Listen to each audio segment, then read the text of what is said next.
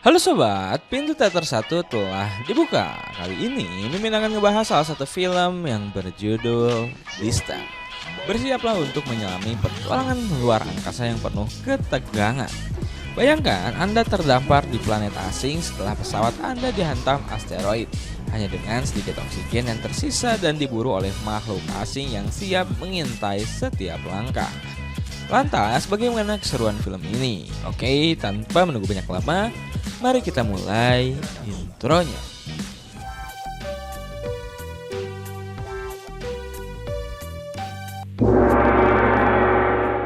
Scene pertama di masa depan. Kapal tambang luar angkasa Borealis melintasi angkasa. Seluruh kru sedang tertidur dalam cryopod karena mereka masih punya waktu 4 tahun lagi sampai ke tujuan. Tiba-tiba sebuah asteroid menghantam kapal, menyebabkan kerusakan yang cukup parah hingga memicu alarm. Di salah satu pot, Andy terbangun dengan kaget oleh video keluarganya yang masih berada di bumi. AI kapal mengumumkan bahwa terjadi kerusakan pada lambung kapal dan sistem darurat telah diaktifkan. Serangkaian lengan mekanik mulai membangun setelan khusus di sekitar tubuh Andy, termasuk suplai oksigen terbatas dan AI bawaan. Kemudian, sistem peluncuran darurat diaktifkan dan semua cryopod dikeluarkan dari Borealis. Sebagian besar pot meluncur dengan aman, tetapi beberapa terkena api karena ledakan kecil yang mulai terjadi di berbagai bagian kapal. Lengan robot menyelesaikan pembangunan helm di kepala Andy tepat sebelum cryopod menyalakan pendorongnya. Namun saat merasuki atmosfer planet terdekat, tarikan gravitasi begitu kuat sehingga cryopod mulai jatuh dengan kecepatan berbahaya. Beberapa bahkan terbakar dan meledak di perjalanan. Pod Andy membuka sayap, tapi sayap tersebut mulai patah dan pendorongnya rusak. Pot itu menghantam medan tinggi lalu tergelincir di atas tanah keras selama beberapa detik sebelum akhirnya berhenti di tumpukan tanah. Andy yang tidak sadarkan diri sempat melihat bayangan keluarganya sebelum tersadar. AI menduga dia mengalami serangan jantung, tapi Andy buru-buru mematikan defibrilator tepat waktu. Dia melihat keluar jendela dan menyadari bahwa dia terjebak di tanah tandus. Saat mencoba menggunakan radio tidak ada yang menjawab, tiba-tiba pot bergerak dan AI menjelaskan bahwa mereka berada di medan yang tidak stabil. Jadi Andy harus keluar. Namun pintu pot tidak bisa dibuka. Andy merasa kita bertahan hidup dan mendapati bahwa dia tidak memiliki flare gun karena pangkatnya rendah. Menendang pintu tidak berhasil, jadi dia mencoba menggunakan alat pemadam api yang akhirnya memecahkan kaca. Saat dia mencoba keluar, pot terguling ke samping dan dia jatuh kembali ke dalam. Kaca yang pecah merusak setelannya menyebabkan oksigen bocor. Beruntung dia punya spray perbaikan yang dengan cepat menutup robekan tersebut. Di saat yang sama mesin pot korsleting dan memulai kebakaran kecil di belakang kursi. Andy buru-buru mengambil mainan anaknya dan menggeser tanah untuk keluar dari pot yang kini penuh asap tebal. Dia melihat ke sekitar dan memperlihatkan Borealis yang terbakar jatuh dari langit hingga menabrak planet, menyebabkan ledakan besar. Gelombang kejut dari ledakan itu membuat Andy terjatuh. Dia segera bangkit dan bertanya kepada AI untuk informasi, lalu mengetahui bahwa kapal itu hanya berhasil menempuh setengah perjalanan dan mereka kini berada di wilayah yang belum terpetakan. Ada cahaya di kejauhan, jadi Andy mulai berjalan ke arah sana sambil mencoba menghubungi orang lain melalui radio. Setelah berjalan cukup lama, Andy menemukan setengah bagian Borealis yang terbakar dan sebuah pot di dekatnya. Dia memeriksa isi pot itu untuk mengambil tangki oksigen. Tapi terkejut ketika tubuh salah satu kru jatuh ke arahnya. Setelah diperiksa lebih lanjut, dia menemukan tangki oksigen itu sudah rusak. Andy pergi tanpa menyadari ada darah dan bekas cakaran di atas pot tersebut.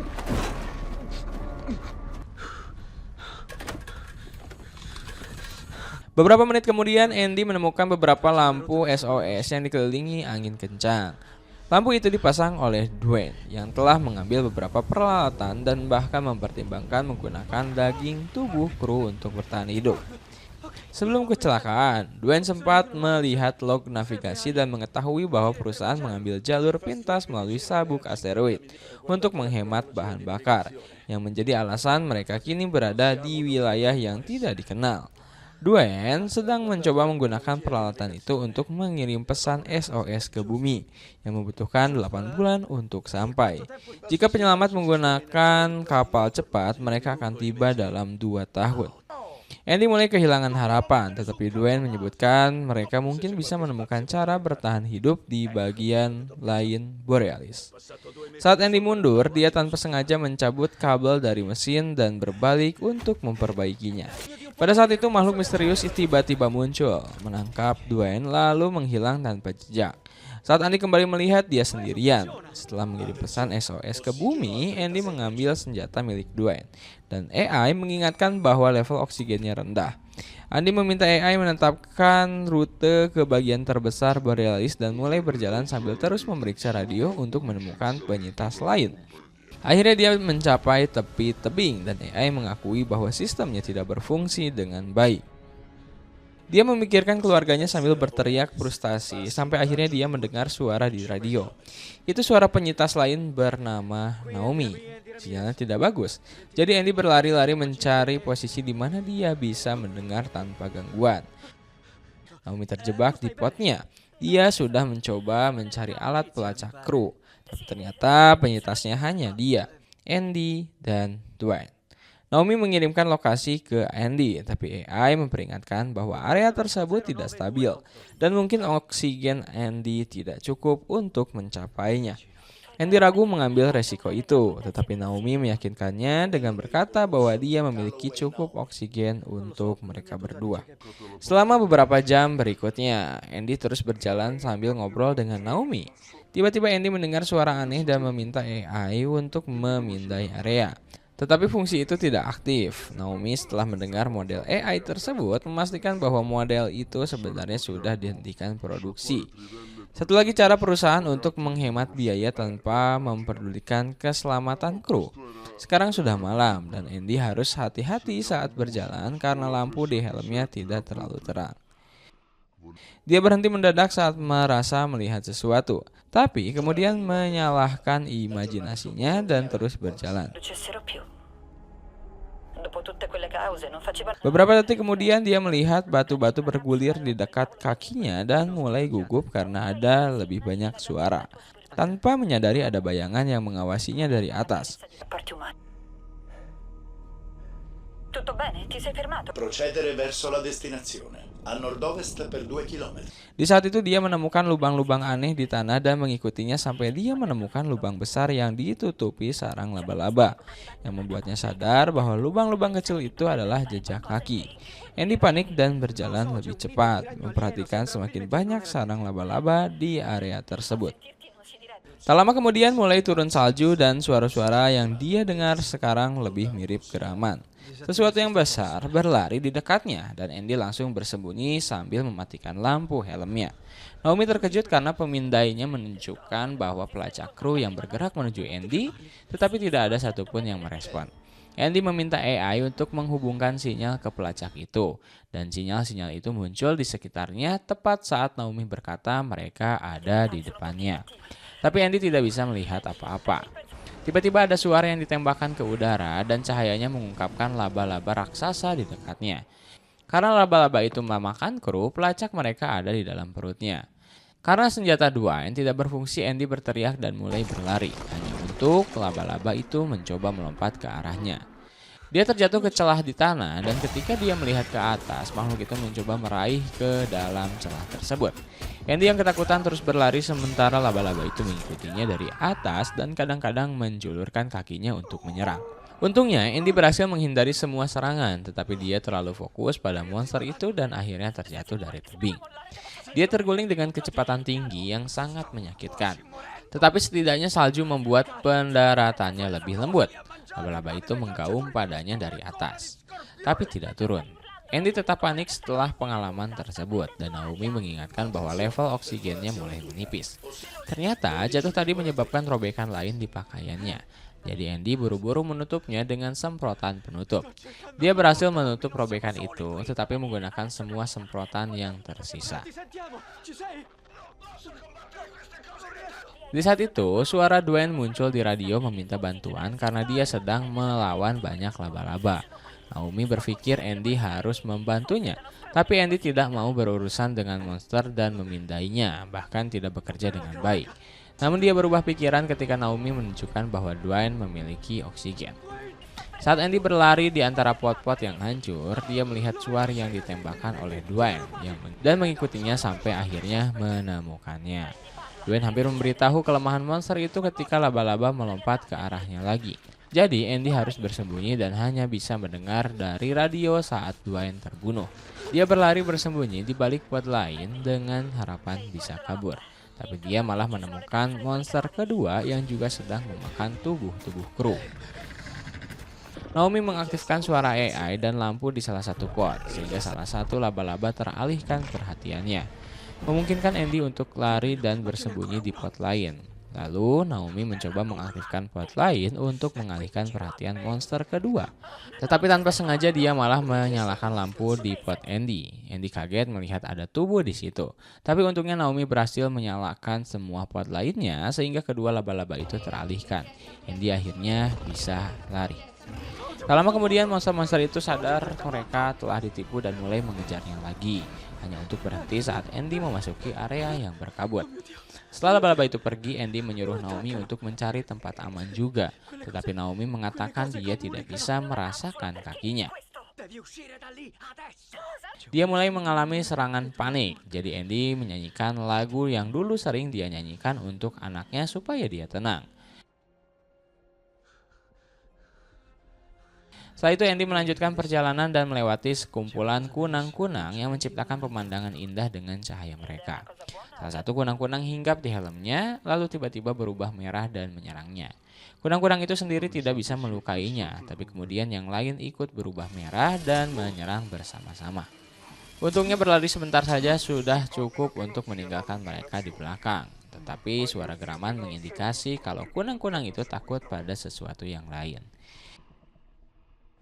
Tiba-tiba tanah terbuka dan mulut monster raksasa muncul untuk menangkap Andy, melumuri dia dengan cairan menjijikan yang membuatnya tidak bisa bergerak. Andy mulai ditelan sedikit demi sedikit sampai seluruh tubuhnya masuk ke mulut monster itu. Mengingat keberadaan AI, Andy mengatakan bahwa dia mengalami serangan jantung. Defibrilator aktif dan kejutan listrik yang dihasilkan begitu kuat, sehingga monster itu memuntahkan Andy. Monster itu sekarang terlihat marah dan mengejarnya, jadi Andy lari dan bersembunyi di sesuatu yang terlihat seperti batang pohon. Ada lubang yang di dalamnya yang membuat Andy terjatuh dan berakhir di sarang kunang-kunang. Para alien kecil itu langsung berubah merah dan mulai menusuk-nusuknya saat dia berlari. Mereka baru berhenti ketika Andy berhasil keluar dari terowongan tersebut. Setelah itu AI memberitahu Andy bahwa tingkat oksigen saat ini cukup untuk mencapai Borealis, tetapi mungkin tidak cukup untuk sampai ke Naomi. Meski begitu, Andy menolak menyerah dan tetap berlari ke arah Naomi. Tak lama, dia dikelilingi oleh api dari reruntuhan dan dia kesulitan bernafas sampai akhirnya terjatuh. Mengumpulkan kekuatan, Andy memaksakan diri untuk terus bergerak dan akhirnya menemukan Naomi di dalam potnya. Naomi langsung membuka pintu untuk membiarkan Andy masuk dan dia bisa bernafas lega lagi. Andy mencoba mengeluarkan kaki Naomi tetapi kekuatannya tidak cukup. Untungnya karena Naomi berpangkat lebih tinggi, kit daruratnya punya banyak alat yang bisa digunakan Andy untuk membebaskannya. Naomi merasakan sedikit sakit, tapi setidaknya kakinya tidak patah. Setelah beristirahat sejenak, mereka berdua mengambil flare gun dan semprotan perbaikan untuk melanjutkan perjalanan. Karena rasa sakit, Naomi kesulitan berjalan, jadi Andy mengimprovisasi belat untuk membantunya. Saat Naomi memeriksa senjata Dwayne, gerombolan laba-laba perlahan mengelilingi mereka. Keduanya langsung lari dan Naomi terus meminta AI di dalam suite-nya untuk menyuntikkan dengan obat agar kakinya bisa terus bergerak. Jadi Andy membantunya meluncur agar lebih cepat. Laba-laba semakin dekat untuk melompat dan mereka terus mendorong puing-puing reruntuhan untuk menghalangi jalan di belakang mereka. Namun mereka juga ikut terjatuh. Seekor laba-laba hampir menangkap mereka, tetapi Naomi menembak flare membuat monster itu lari mengejar cahaya. Dia menembakkan satu lagi untuk mengalihkan perhatian laba-laba lainnya. Dan mereka akhirnya bisa berlari menaiki bukit sampai masuk ke Borealis. Naomi kesulitan dengan panel kontrol sementara laba-laba semakin mendekat. Saat salah satu laba-laba hampir masuk, dia akhirnya berhasil menutup pintu dan pintu itu membunuh makhluk tersebut. Laba-laba lain mulai menghantam pintu sementara Naomi dan Andy pergi memeriksa keadaan. Ada cukup banyak kerusakan tapi lampu masih menyala, yang berarti generator cadangan masih berfungsi. Ruang kargo memiliki kotak-kotak perlengkapan dan atmosfer yang stabil. Jadi mereka harusnya bisa bertahan di sini sampai bantuan datang. Di koridor ada jejak darah yang membawa mereka ke konsol utama yang penuh dengan organ tubuh dan sarang laba-laba. Mereka menyembunyikan saat melihat seekor laba-laba besar masuk dan membuka perutnya untuk menjatuhkan lebih banyak bagian tubuh manusia. Bahkan ada sebuah helm. Andy merasa mual dan memaksa diri untuk menelan kembali muntahannya. Untungnya laba-laba itu pergi tanpa melihat mereka. Keduanya mencoba bergerak, tetapi tiba-tiba sebuah lubang di langit-langit terbuka dan monster yang lebih besar muncul. Andy langsung menutup pintu demi keselamatan, tapi Naomi memarahinya, menjelaskan bahwa sekarang mereka terjebak di ruang udara. Saat laba-laba mulai menghantam pintu di kanan, Andy memulai pintu di kiri dengan alat. Tetapi itu sia-sia. Mereka hanya bisa menyerah dan duduk menunggu akhir hidup mereka. Andy memutar video keluarga sambil memberitahu Naomi bahwa mereka meninggal dalam kecelakaan mobil. Dan sekarang dia merasa bersalah karena selamat karena dia yang menyetir saat itu. Naomi memarahinya lagi dan mengingatkan bahwa dia masih hidup berkat Andy. Naomi dan Andy saling berpelukan mengira mereka akan mati. Tapi di saat itu Naomi menemukan bola kecil penuh kunang-kunang yang menempel di baju Andy. Ketika laba-laba akhirnya berhasil masuk, mereka melemparkan bola itu ke arah laba-laba dan kunang-kunang langsung menyerangnya membuat laba-laba mundur. Mereka menekan tombol di panel utama untuk membuka pintu lain dan berlari menuju ruang kargo. Mereka melompat dari platform untuk menghindari serangan laba-laba yang akhirnya mendarat di ruang kargo bersamaan dengan mereka. Laba-laba itu pulih dengan cepat dan kembali mengejar mereka. Andy melemparkan spraynya langsung ke mulut laba-laba. Makhluk itu menggigitnya dan spray tersebut meledak di wajahnya, memberi mereka waktu untuk kabur. Sambil berkata pada Andy bahwa dia harus menemukan cara untuk membunuhnya. Melihat ada pot di ruang kargo, Andy meminta AI-nya mencari pot yang masih berfungsi dan ternyata ada di bagian paling atas. Andy memanjat deretan pot secepat mungkin dan mencapai platform atas pada saat yang sama ketika laba-laba menyerang Naomi. Andy mematikan lampu, memberi Naomi kesempatan untuk masuk ke dalam sebuah kotak tanpa terlihat. Di dalam kotak, dia menemukan beberapa lampu darurat. Ketika Andy mencoba mengeluarkan pot, AI-nya menjelaskan bahwa itu tidak bisa dilakukan karena dia telah mematikan daya. Sehingga satu-satunya pilihan adalah melakukannya secara manual dari dalam. Andy masuk ke dalam pot dan menghubungkan AI-nya ke sana.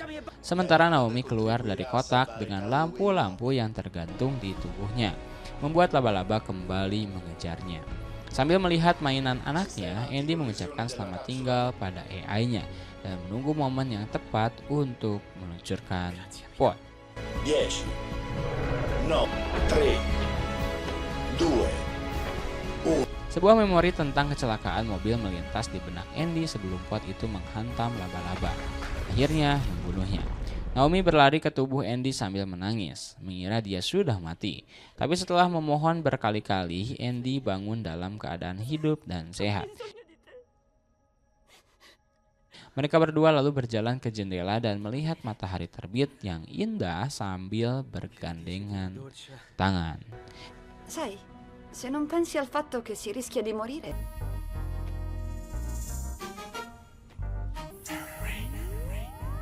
Dan ya, film pun